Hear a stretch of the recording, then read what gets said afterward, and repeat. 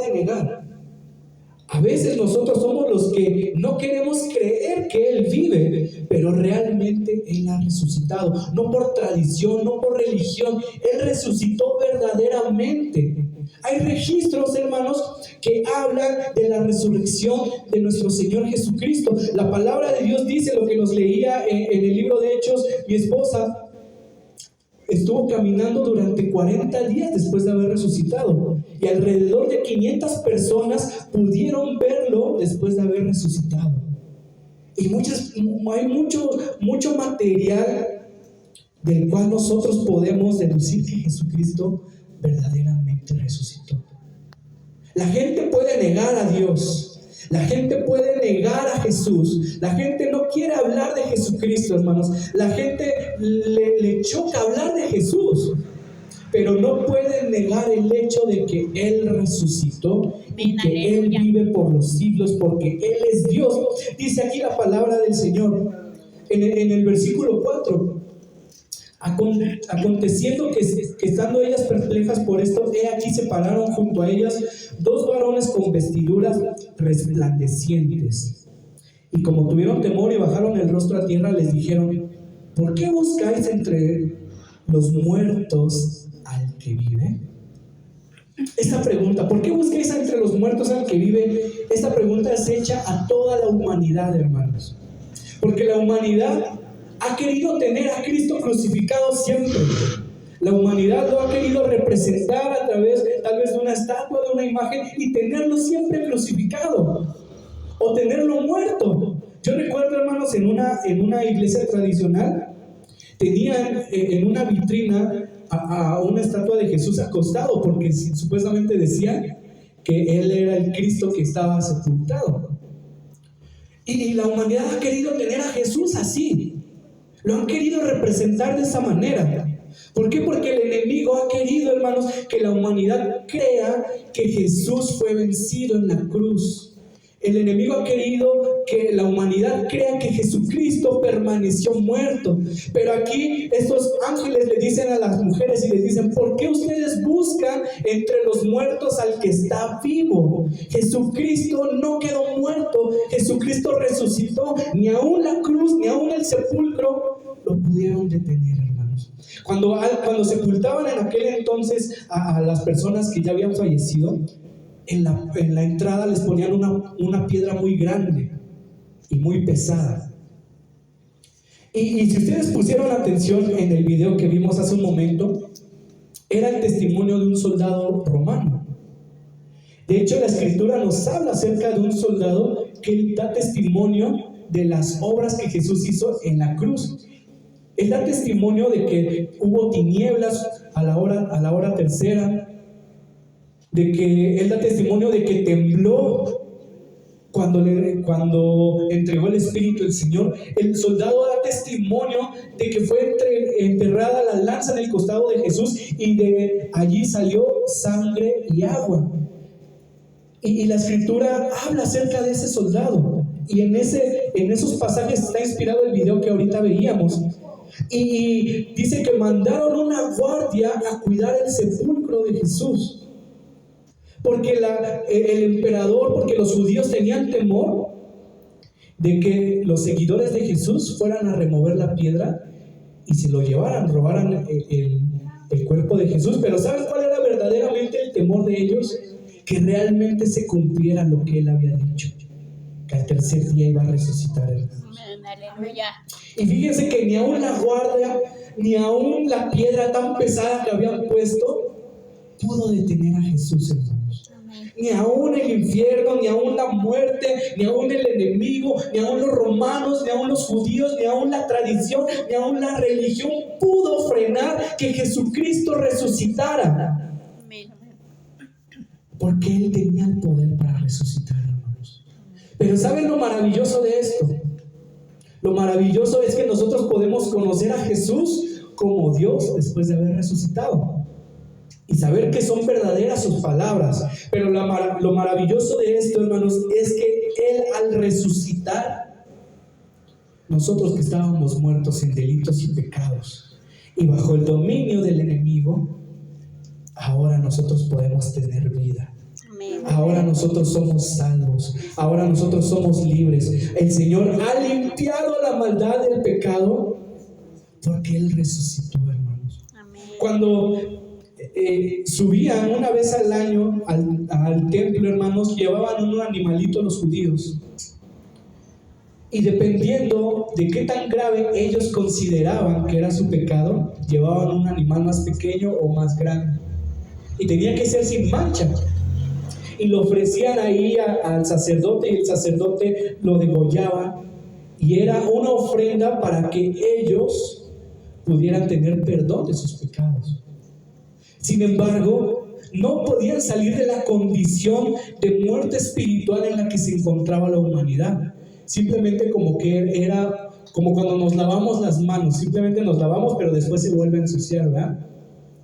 Así era con estos animalitos. Pero un sacrificio se necesitaba para que fuera quitada la condenación de la humanidad. Un solo sacrificio. Y era de un cordero sin mancha, sin defecto, puro y santo. Y no envió a otro animalito el Señor, envió a su propio Hijo. Amén. A su Hijo Jesucristo, a morir por los pecadores.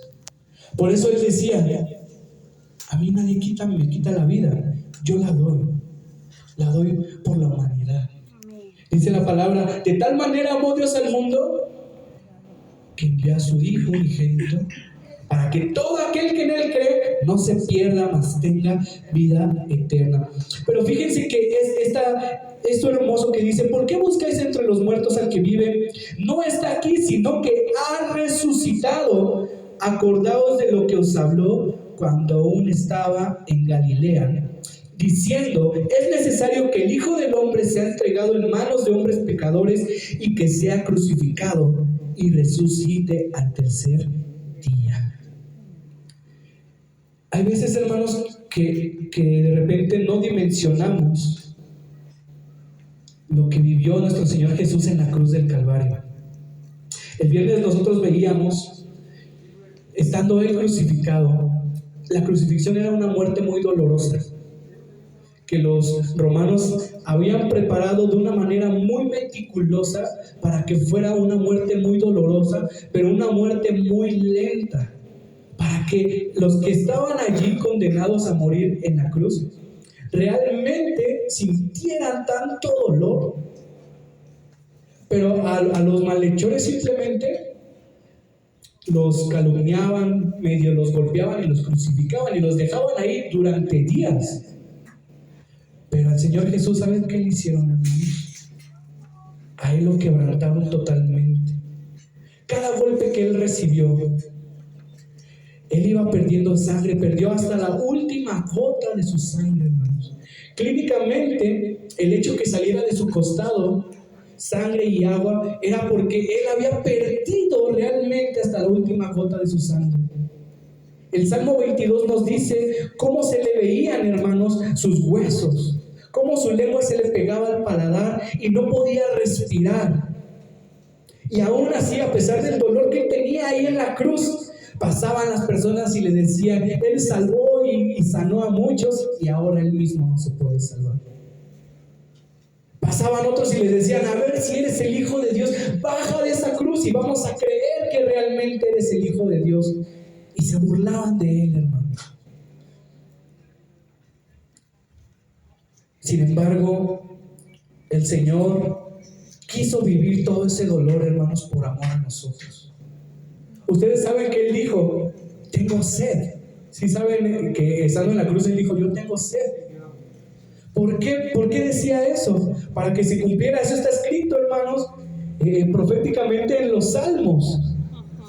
Y él estaba citando lo que ya se había escrito muchos años antes. Y dice que los romanos fueron y le quisieron a dar vinagre. Y el vinagre era, hermano, como una anestesia, para que no sintieran tanto dolor las personas y pudieran soportar más días estando crucificados. Pero ¿saben qué hizo nuestro Señor Jesús? No lo bebió, porque Él quiso sentir cada dolor, hermano, cada una de sus venas, de sus arterias, cada músculo siendo desgarrado, por amor a nosotros. Y tal vez el enemigo dijo: he vencido a Jesús en la cruz, he vencido al Hijo de Dios.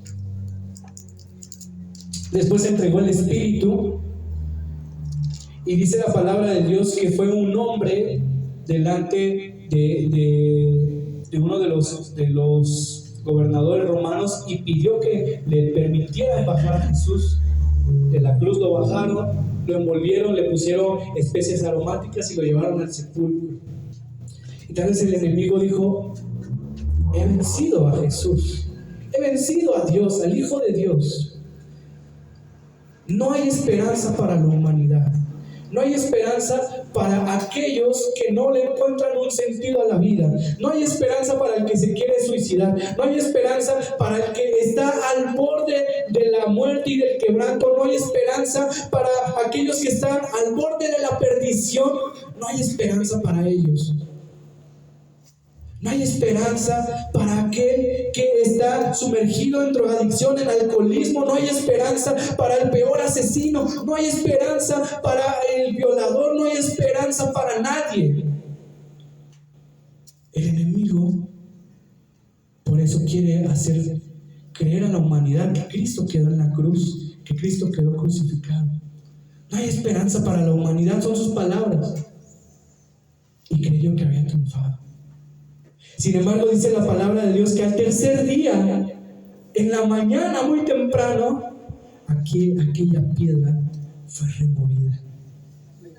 Y solamente quedó aquellos lienzos con los que cubrieron a Jesús, pero Jesús ya no estaba allí. Y dice que los ángeles le dijeron a las mujeres: ¿por qué buscan entre los muertos al que vive? Él resucitó. Se cumplió lo que Él dijo. La palabra que Él dijo fue cierta. Él resucitó. Hay una esperanza para la humanidad. Hay una esperanza para la humanidad perdida. El enemigo no ha triunfado. Jesucristo triunfó y vino a quitar toda cadena de maldad, porque la palabra que Él habló era cierta. En uno de los estudios que tenemos del libro de Mateo, veíamos, ¿verdad?, que en ocasiones nos cuesta creer la palabra que nos hablan. El Señor tiene algo para tu vida, quiere usarte de esta manera, quiere levantarte de esta manera, pero vemos a nuestro alrededor y nuestra condición y decimos: ¿cómo va a poder hacer eso Dios? O lo veo muy lejano, lo veo imposible, no sé cómo lo hará Dios. Y muchas veces perdemos toda esperanza. Muchas veces decimos: ya no hay interés en mí, ya no siento lo mismo, ya no hay una esperanza. Pero las palabras que nuestro Señor Jesús habla son verdaderas, porque Él dijo que Él iba a resucitar y verdaderamente resucitó. Amén, aleluya. Verdaderamente se levantó de entre los muertos. No fue una mentira lo que Él habló, verdaderamente Él se levantó. Vamos al libro de Juan.